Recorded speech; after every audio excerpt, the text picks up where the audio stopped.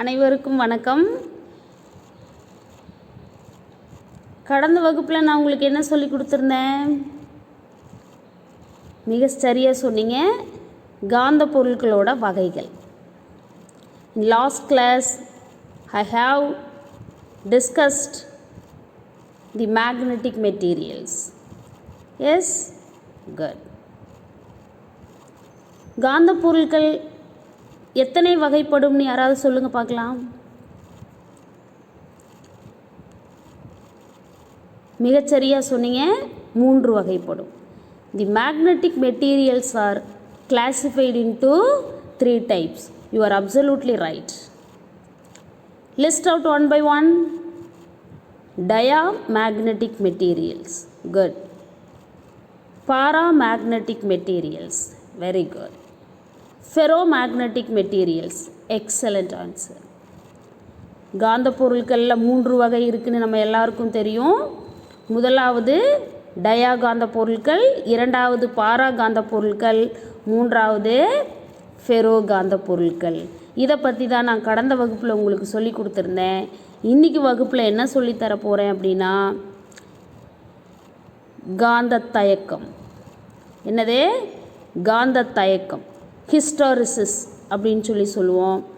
Before starting the lesson I will talk about something in this topic. Yes? பாடத்தை தொடங்கிறதுக்கு முன்னாடி காந்த தயக்கம் பற்றி சில விஷயங்கள் நான் உங்ககிட்ட பேசலான்னு இருக்கேன்.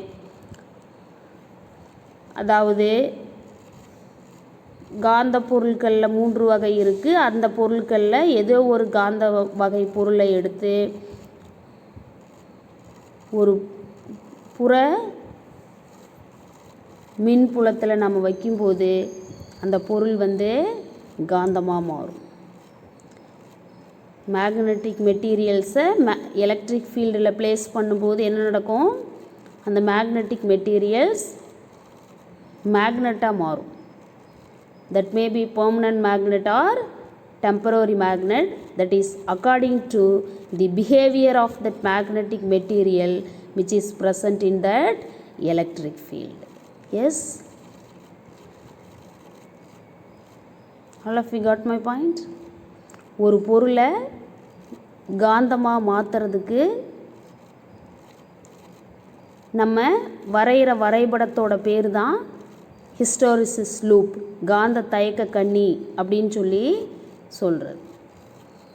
வாங்க இதை பற்றி ஒன் பை ஒன்னாக தெரிஞ்சுக்கலாம்.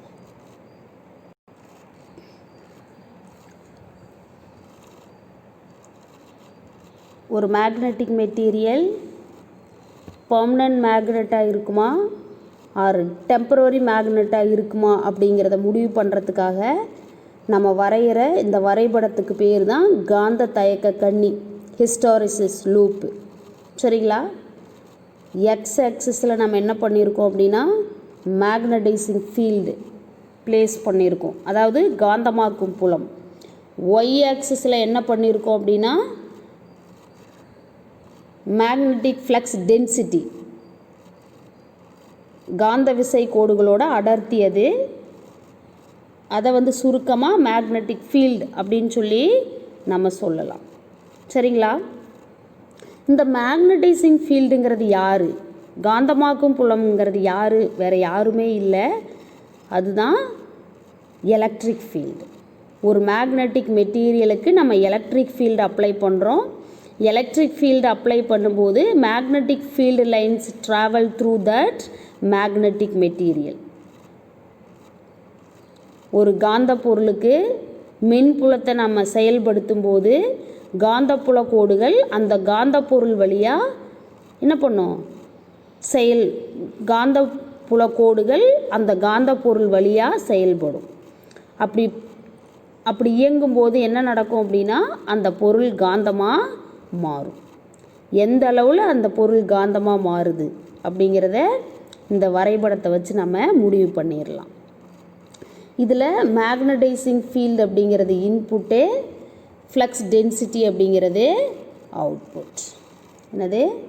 மேக்னடைசிங் ஃபீல்டுங்கிறது இன்புட்டு, ஃப்ளக்ஸ் டென்சிட்டி அப்படிங்கிறது அவுட்புட்.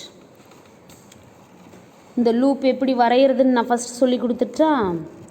ஏன்றது தான் ஆரிஜின். இப்போ மேக்னடைசிங் ஃபீல்டை நம்ம இன்க்ரீஸ் பண்ணுறோம். மேக்னடைசிங் ஃபீல்டு இன்க்ரீஸ் பண்ண யார் இன்க்ரீஸ் ஆகிறா? மேக்னெட்டிக் ஃப்ளக்ஸ் டென்சிட்டியும் இன்க்ரீஸ் ஆகிக்கிட்டே இருக்குது. அகைன் ஃபர்தராக மேக்னடைசிங் ஃபீல்டை இன்க்ரீஸ் பண்ணுறோம், ஃப்ளக்ஸ் டென்சிட்டியும் இன்க்ரீஸ் ஆயிருச்சு. இந்த மேக்ஸிமம் ரேஞ்ச் ரீச் ஆனதுக்கப்புறம் என்ன தான் நம்ம மேக்னடைசிங் ஃபீல்டை, தட் மீன்ஸ் எலக்ட்ரிக் ஃபீல்டை இன்க்ரீஸ் பண்ணாலும் இந்த ஃப்ளக்ஸ் டென்சிட்டியில் எந்த சேஞ்சஸும் வரலை, கான்ஸ்டண்ட்டாகவே இருக்குது. அதனால் இதை வந்துட்டு நம்ம சேச்சுரேஷன் ஸ்டேட் அப்படின்னு சொல்லி சொல்கிறோம், தெவிட்டிய நிலைன்னு சொல்கிறோம்.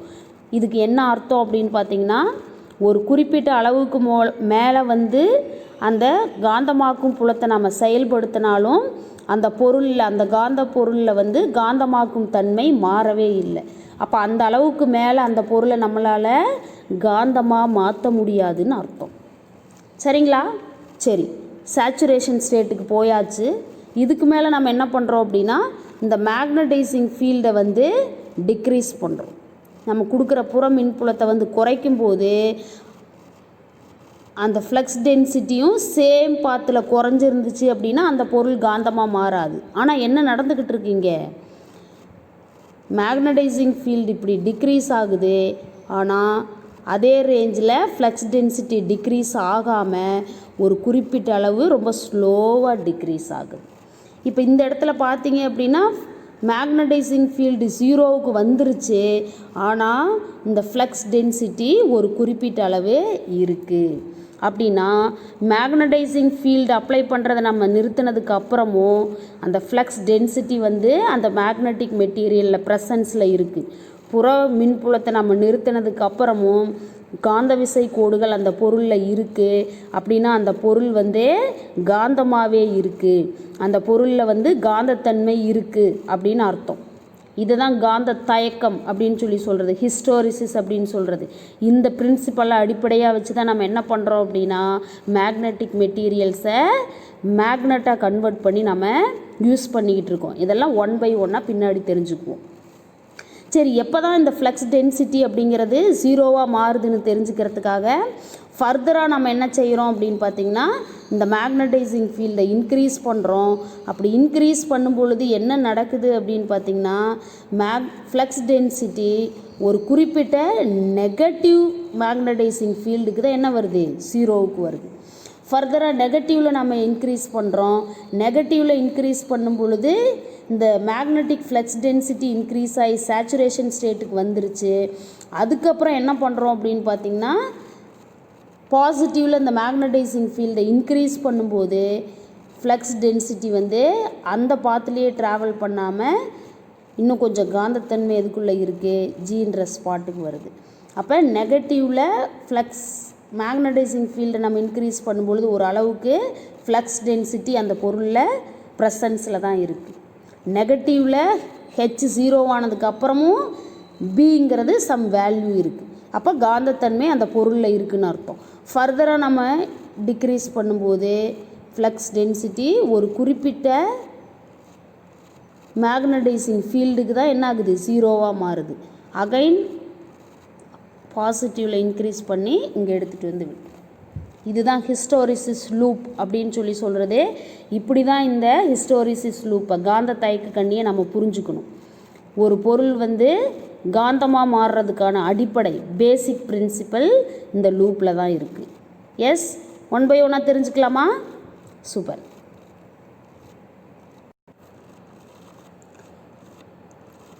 When a ferromagnetic material is kept in a magnetizing field, the material gets magnetized by induction. இதான் மிஸ் இவ்வளோ நேரம் சொல்லிக்கிட்டு இருந்தேன்.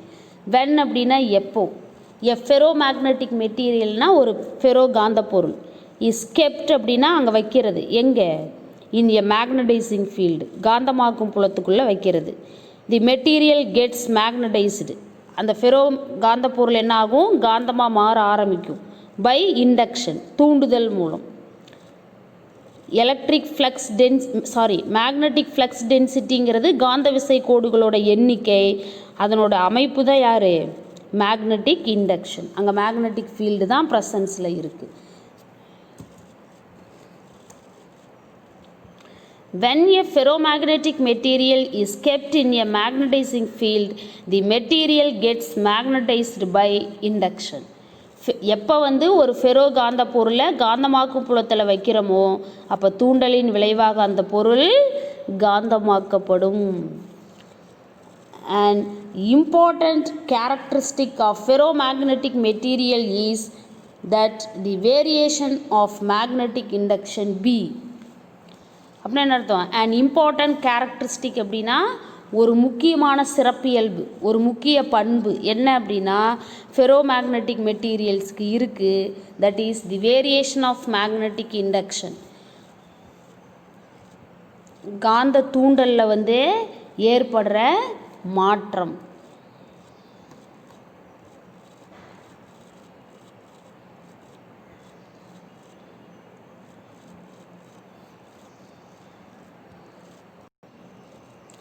An important characteristics of the ferromagnetic material, that is variation of the magnetic induction with a magnetizing field H, is not linear.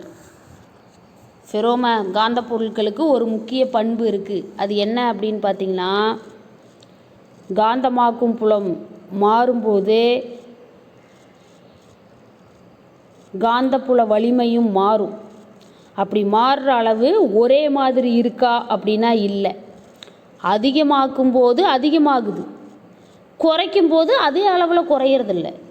காந்தமாக்கும் புலத்தை எந்த அளவுக்கு அதிகப்படுத்துகிறோமோ அந்த அளவுக்கு காந்தத்தன்மையும் அந்த பொருளில் அதிகமாகுது. ஆனால் காந்தமாக்கும் புலத்தை எந்த அளவுக்கு குறைக்கிறோமோ அந்த அளவுக்கு அந்த காந்தமாக மாறுற தன்மை குறையிறது இல்லை, கம்மியாக தான் குறையுது. அதை தான் நாட் லீனியர், ஒரு நேர்போக்கான தன்மை இல்லை. இதை அடிப்படையாக வச்சு தான் நம்ம என்ன பண்ணுறோம் அப்படின்னா பொருட்களை காந்தமாக மாற்றிக்கிட்டு இருக்கிறோம்.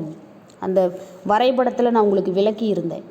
It means that the ratio B/H is equal to mu is not a constant. B/Hங்கிற ரேஷியோ, இந்த B/Hங்கிற ரேஷியோ, தட் மீன்ஸ் மியூவோட வேல்யூ கான்ஸ்டண்ட்டாக இருக்கிறது இல்லை. Let us study this behaviour in details. இந்த இயல்பை நம்ம ரொம்ப விரிவாக படிக்க போகிறோம்.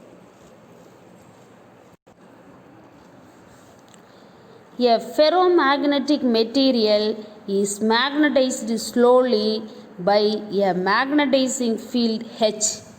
ferromagnetic materialனா ஃபெரோ காந்த பொருட்கள். இஸ் மேக்னடைஸ்டு ஸ்லோலி அப்படின்னா மெதுவாக காந்தமாக மாறுது. By a magnetizing field H, அந்த காந்தமாக்கும் புலத்தினால ரொம்ப மெதுவாக என்ன ஆகுது, ஃபெரோ காந்த பொருட்கள் காந்தமாக மாறுது. எ ferromagnetic material is magnetized slowly by a magnetizing field H. ஒரு ஃபெரோ காந்த பொருள் காந்தமாக்கும் புலம் ஹெச்சால் மெதுவாக என்ன பண்ணுது, காந்தமாக்கப்படுதுன்னு சொல்கிறாங்க. The magnetic induction B of the material increases from point A with the magnitude of the magnetizing field and then attains a saturated level. நான் சொன்னேன்னா ஏங்கிறது ஆரிஜின் அப்படின்னு அந்த வரைபடத்தில் காமிச்சிருந்தேன்.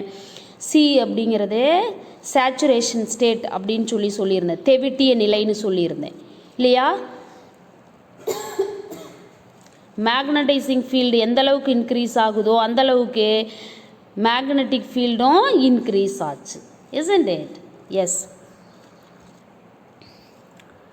This response of the material is depicted by the path AC. இந்த மாதிரி காந்த பொருளோட தன்மை இருக்கிறதுனால அந்த ஹெச்ஏ இன்க்ரீஸ் பண்ணும்போது நமக்கு யார் இன்க்ரீஸ் ஆனாங்க, பியும் இன்க்ரீஸ் ஆச்சு. அப்போ அது ஒரு ஆரிஜின் ஏவிலேருந்து சிங்கிற பாத்து போய் முடிஞ்சு அங்கே சேச்சுரேட்டட் ஸ்டேட்டுக்கு போயிருச்சு. இப்போ இது என்ன பண்ணுது, ஏசிங்கிற ஒரு பாதையை நமக்கு கொடுத்துருக்கு அப்படின்னு சொல்கிறாங்க.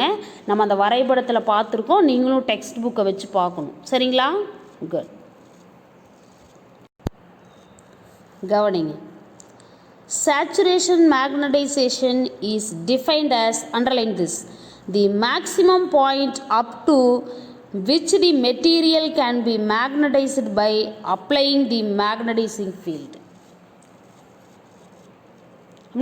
சேச்சுரேஷன் மேக்னடைசேஷன் அப்படின்னா தெவிட்டிய காந்தமாக்குதல். இஸ் டிஃபைன்ட் அஸ், அதை எப்படி வரையறுக்கிறது? தி மேக்சிமம் பாயிண்ட் அப், எவ்வளோ பெரும தூரம் வந்து அது பயணம் செஞ்சு அந்த பெரும புள்ளியை அடையுது. To which the material can be magnetised, அந்த பொருள் எந்த அளவுக்கு காந்தமாக மாறி இருக்குது. பை அப்ளையிங் மேக்னடைசிங் ஃபீல்டு, அந்த காந்தமாக்கும் புலத்தை செயல்படுத்தும் போது பொருள் எந்த அளவுக்கு காந்தமாக மாறி இருக்குது, அந்த பெரும மதிப்பை தான் நம்ம சேச்சுரேஷன் மேக்னடைசேஷன் அப்படின்னு சொல்லி சொல்கிறது. Saturation magnetization is defined as the maximum point up to which the material can be magnetized by applying the magnetizing field.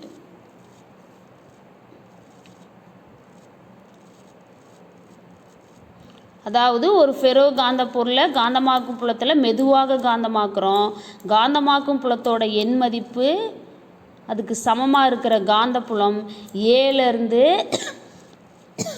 அதிகரிச்சுக்கிட்டே போய் என்ன பண்ணுது, பொருள் அதிகரிச்சுக்கிட்டே போய் தெவிட்டிய நிலையை அடையுது. பொருளில் ஏற்படுற இந்த மாற்றத்தை வந்து ஏசி வளைகோட்டு பாதையில் நம்ம அந்த வரைபடத்தில் குறிப்பிட்டிருக்கிறோம். காந்தமாக்கும் புலத்தை செலுத்தும் போது பொருள் அடையும் பெரும காந்தத்தன்மை புள்ளியே தெவிட்டிய காந்தமாதல் அப்படின்னு சொல்லி நாம் வரையறுக்கிறோம்.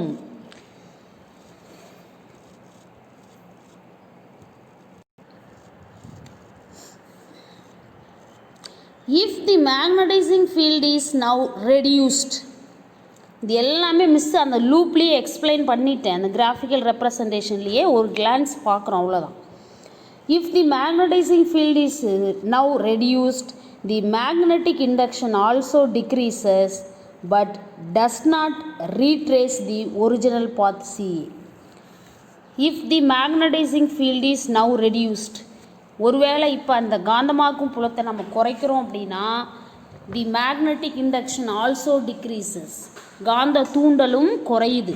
பட் அதுதான் முக்கியம், ஆனால் does not retrace the original path C, ஆனால் அந்த காந்த தூண்டல் அப்படிங்கிறது தன்னோட பழைய பாதையில் பயணம் செய்யலை. நான் சொல்லியிருந்தேனா, it takes different path CD அப்படிங்கிற பாத்தில் ட்ராவல் பண்ணியிருக்கு. when the magnetizing field is zero, the magnetic induction is not zero and it has some positive value. all of you understand? இப்போ நான் என்ன பண்ணணும், நீங்கள் இந்த தியரியவும் நான் அந்த லூப்பை எக்ஸ்பிளைன் பண்ணணும் இல்லையா, அதையும் கம்பேர் பண்ணி பார்க்கணும் குட்டி. நீங்கள் when the magnetizing field is zero, the magnetic induction is not zero and it has positive value. காந்தமாக்கும் புலத்தை இப்போது நம்ம குறைக்கிறோம். அப்படி குறைக்கும் போது காந்த புலமும் குறையும், ஆனால் பழைய பாதையிலேயே அது குறையிறது இல்லை.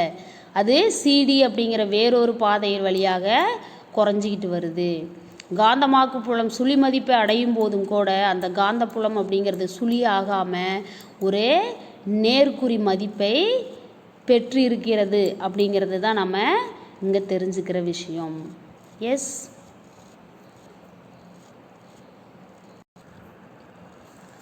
it is implies that the magnetism is left in the specimen even when H is equal to 0. இதிலிருந்து நம்ம என்ன தெரிஞ்சுக்கிறோம் அப்படின்னா, மேக்னட்டிசம் இஸ் லெஃப்ட் அப்படின்னா என்ன அர்த்தம், வெளியேறது இல்லை. இந்த இடத்துல அந்த காந்தத்தன்மை பொருளியே இருக்குது. Magnetism is left in the specimen even when H is equal to 0. ஹெச்சோட வேல்யூ, காந்தமாக்கும் புலத்தோட மதிப்பு சுழியானதுக்கு அப்புறமும் அந்த காந்தத்தன்மை அந்த மாதிரி பொருளில் இருக்குது. Yes, good. The residual magnetism AD present in the specimen is called a remanence or retentivity. அதாவது H is equal to 0ன்னு ஆனதுக்கு அப்புறமும் ஒரு குறிப்பிட்ட அளவு காந்தத்தன்மை பொருளில் தொடர்ந்து நீடிச்சுக்கிட்டு இருக்கே அப்படிங்கிறது தான் அந்த வரைகோடு நமக்கு உணர்த்துது அப்படின்னு சொல்லி சொல்கிறோம். பொருளில் தொடர்ந்து நீடிக்கும் இந்த எஞ்சிய காந்தத்தன்மைக்கு காந்த தேக்குத்தன்மை அல்லது காந்த தேக்குத்திறன் ரிட்டன்டிவிட்டி. ரெமனன்ஸ் அப்படின்னா காந்த தேக்குத்திறன், ரிட்டன்டிவிட்டி அப்படின்னா காந்த தேக்குத்தன்மை, அந்த மாதிரி சொல்லலாம். காந்தமாக்கும் புலத்தை நம்ம சுழியாக்கினதுக்கு அப்புறமும் ஒரு குறிப்பிட்ட அளவு காந்தத்தன்மை அந்த பொருளில் இருக்குது. அதை தான் நம்ம என்னென்னு சொல்கிறோம், காந்த தேக்குத்திறன் அப்படின்னு சொல்லி சொல்கிறோம். The residual magnetism AD present in the specimen is called remanence or retentivity. It is defined as the ability of the materials to retain the magnetism in them even magnetizing field is vanishes. அப்படின்னா என்னன்னு பார்த்தோம். Remanence அப்படின்னா என்னன்னு தெரிஞ்சுக்கிட்டு இப்போ அதை define பண்ண போகிறோம். The ability of the material. Ability அப்படின்னா என்னது, அந்த பொருளோட தன்மை, இயல்பு. டு ரீடைன் தி மேக்னட்டிசம், அந்த காந்தத்தன்மையை தனக்குள்ளேயே வச்சுக்கிறது. ஈவன் மேக்னடைசிங் ஃபீல்டு வேனிஷஸ் அப்படின்னா என்னது, காந்தமாக்கும் புலம் மறைஞ்சதுக்கு அப்புறமும் ஒரு குறிப்பிட்ட அளவு அந்த பொருளில் காந்தத்தன்மை இருக்குது அப்படிங்கிறத தான் நம்ம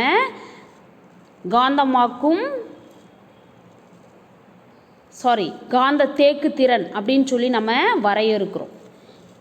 It is defined as the ability of the materials to retain the magnetism in them even magnetizing field vanishes. காந்தமாக்கும் புலம் மறைந்த நிலையிலையும் காந்தத்தன்மையை தக்க வைக்கும் பொருளோட இந்த திறமையை தான் நம்ம காந்த தேக்குத்தன்மை அல்லது காந்த தேக்குத்திறன் அப்படின்னு சொல்லி வரையறை செய்கிறோம்.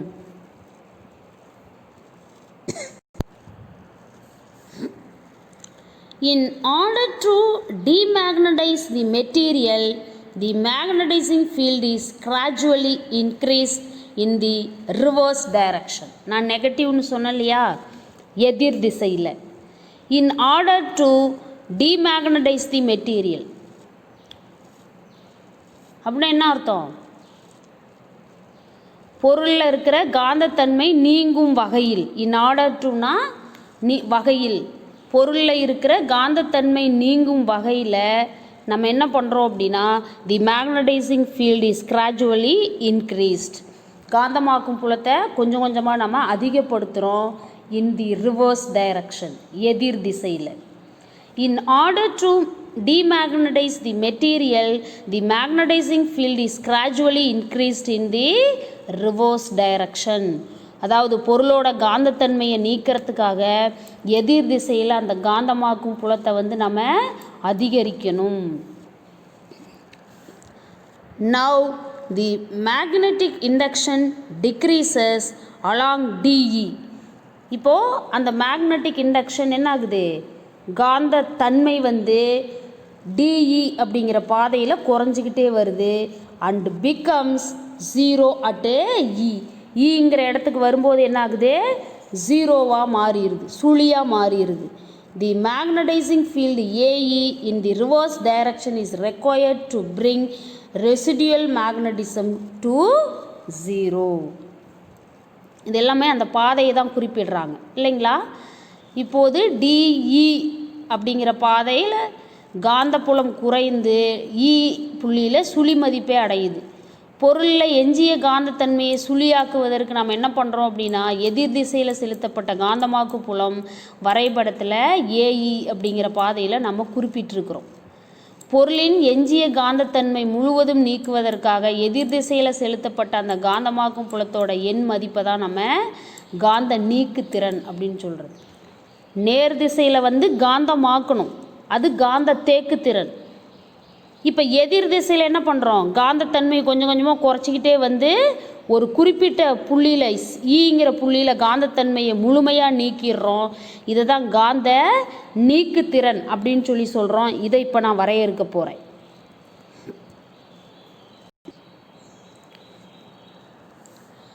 The magnitude of the reverse magnetizing field for which the residual magnetism of the material is vanishes is called its coercivity.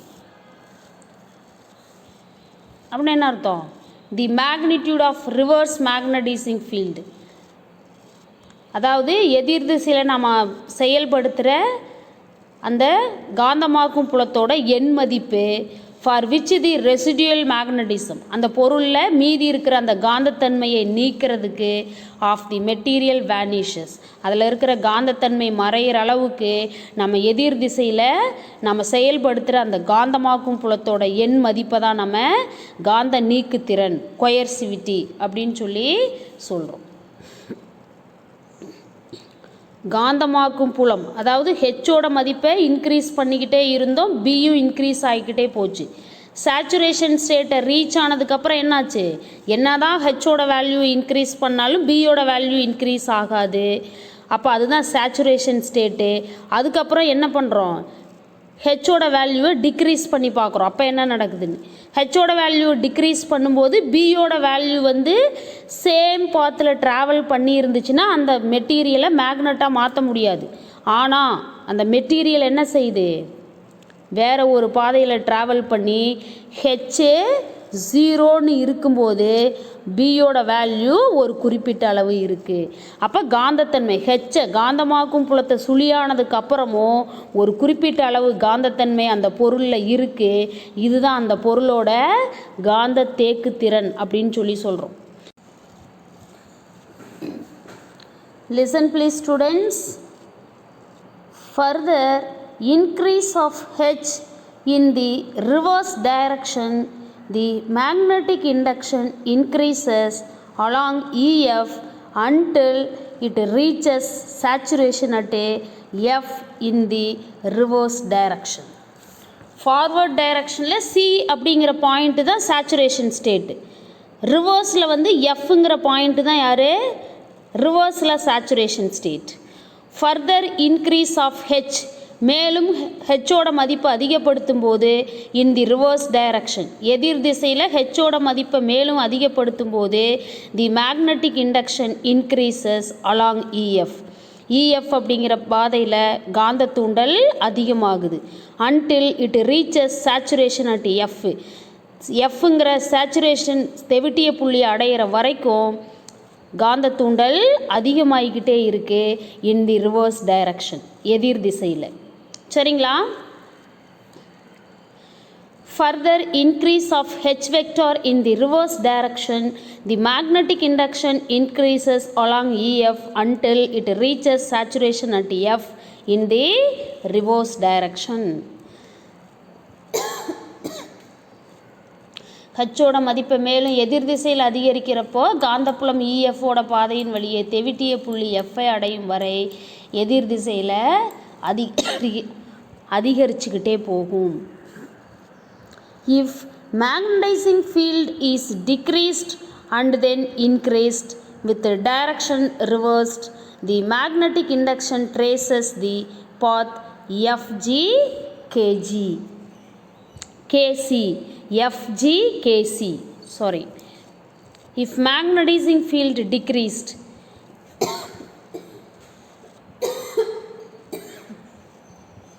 ஹெச்சோட மதிப்பு குறைக்கும் போது then increased with direction reverse, குறைச்சி அதிகப்படுத்தும் போது the magnetic induction traces the path FG KC, காந்த தூண்டலோட பாதை FG கேசியாக அமையுது அப்படின்னு சொல்லி சொல்கிறாங்க. This closed curve ACDEFGKC is called hysteresis loop and it represents a cycle of magnetization.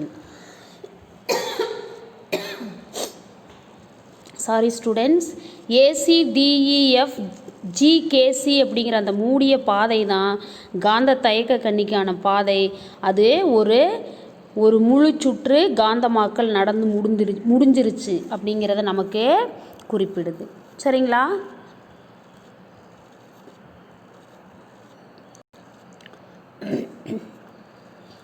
மறுபடியும் நம்ம இந்த வரைபடத்துக்கு வந்திருக்கோம்.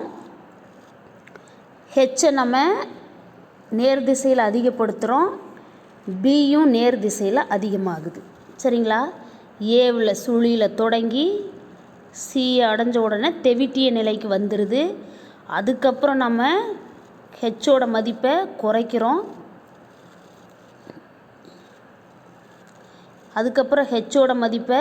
குறைக்கிறோம். ஆனால் பி வந்து தன்னோட பழைய பாதையிலேயே வராமல் புதுசாக ஒரு பாதையில் பயணம் செய்யுது. அப்போது இந்த இடத்துல ஹெச்சோட மதிப்பு 0 இருக்கும்போது பி வந்து ஒரு குறிப்பிட்ட மதிப்பு இருக்குது. இதை தான் இந்த டின்ற பாயிண்டில் தான் அந்த காந்த பொருளோட தன்மை ரிட்டன்டிவிட்டி, அதாவது காந்த தேக்குத்திறன், காந்தத்தன்மையை தனக்குள்ளே தேக்கி வச்சுக்கிற பண்பு இருக்குது. ஹெச்எஸ் சுழியாக்கினதுக்கு அப்புறம் பியோட மதிப்பு ஒரு குறிப்பிட்ட அளவு இருக்குதுன்னு அர்த்தம். அடுத்தது தொடர்ந்து என்ன செய்கிறோம் அப்படின்னா நம்ம ஹெச்சை குறைச்சிக்கிட்டே வரோம். இந்த மாதிரி பயணம் செய்யுது. ஹெச்சோட ஒரு குறிப்பிட்ட எதிர் திசை மதிப்புக்கு தான் பி வந்து 0 ஆகுது. தொடர்ந்து எதிர் திசையில் ஹெச் அதிகப்படுத்துகிறோம். இப்போ எஃப்ங்கிற தெவிட்டிய நிலை சேச்சுரேஷன் ஸ்டேட்டுக்கு வந்துடுது. அடுத்தது என்ன செய்ய போகிறோம் அப்படின்னு பார்த்திங்கன்னா நம்ம ஹெச்சை நேர் திசையில் குறைக்க போகிறோம். அப்படி பண்ணும்போது என்ன ஆச்சு அப்படின்னு பார்த்திங்கன்னா பி வந்து வந்த பாதையில் இதே பாதையில் பயணம் செய்யாமல் வேறு ஒரு பாதையில் பயணம் செஞ்சு ஜியை அடையுது. இப்போது இங்கே இந்த இடத்துல ஹெச்சோட மதிப்பு 0 தான், ஆனால் பி வந்து ஒரு குறிப்பிட்ட அளவு இருக்குது. இதை தான் நம்ம என்னன்னு சொல்கிறது, கொயர்சிவிட்டி, காந்த நீக்குத்திறன் அப்படின்னு சொல்லி இந்த இடத்துல சொல்லலாம். மன்னிச்சிருங்க, இந்த ஈங்கிற இடத்துல தான் கொயர்சிவிட்டி. ஹெச் சம் வேல்யூ இருக்கும்போது பி வந்து 0 ஆயிடுச்சு. அகைன் எதிர் திசையில் பயணம் செஞ்சு சியை ரீச் ஆயிடுது. இப்போ இந்த லூப்பு CDEFGKC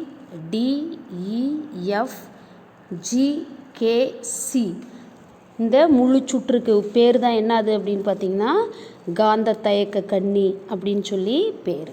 சரிங்களா?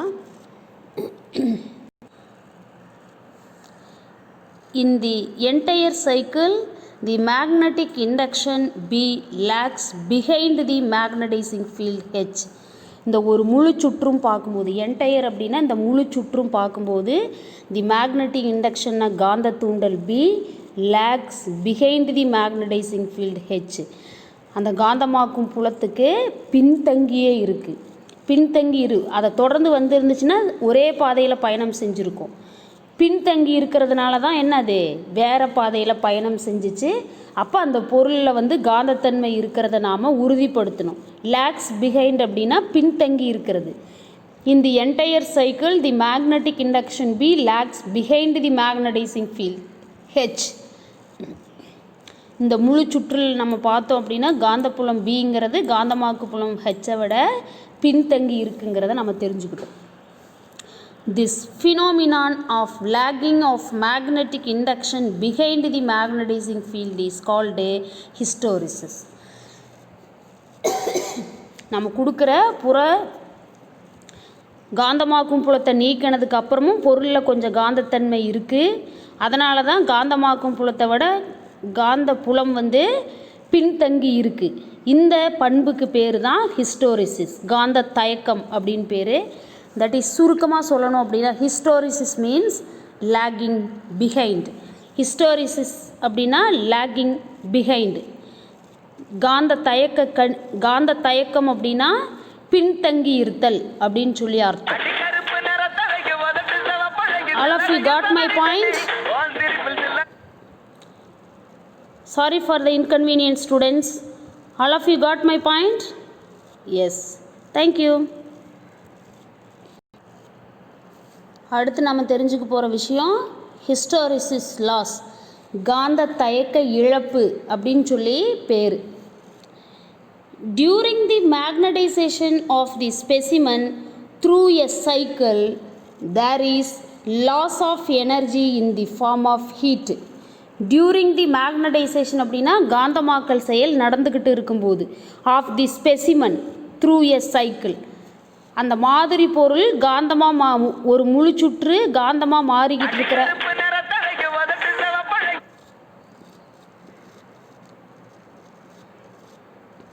During the magnetization of the specimen through a cycle, there is a loss of energy in the form of heat. அந்த மாதிரி பொருள் வந்து காந்தமாக மாறிக்கிட்டு இருக்கிற அந்த முழு சுற்றும் காந்தமாக மாறிக்கிட்டு இருக்கிற அந்த நேரத்தில் there is loss of energy in the form of heat. வெப்ப வடிவத்தில் ஆற்றல் இழப்பு ஏற்படுது. This loss is attributed to the rotation and orientation of the molecular magnets in various direction. This loss, இந்த இழப்பு வந்து attributed to the rotation and orientation அப்படின்னு பார்த்தீங்கன்னா இந்த ஆற்றல் இழப்பிற்கு காரணம் பல்வேறு திசைகளில் மூலக்கூறுகளோட சுழற்சி மற்றும் ஒருங்கமைதல். ரொட்டேஷன் அண்ட் ஓரியன்டேஷன்னா சுழற்சி மற்றும் orientation of the molecular magnets in various direction. Yes, good.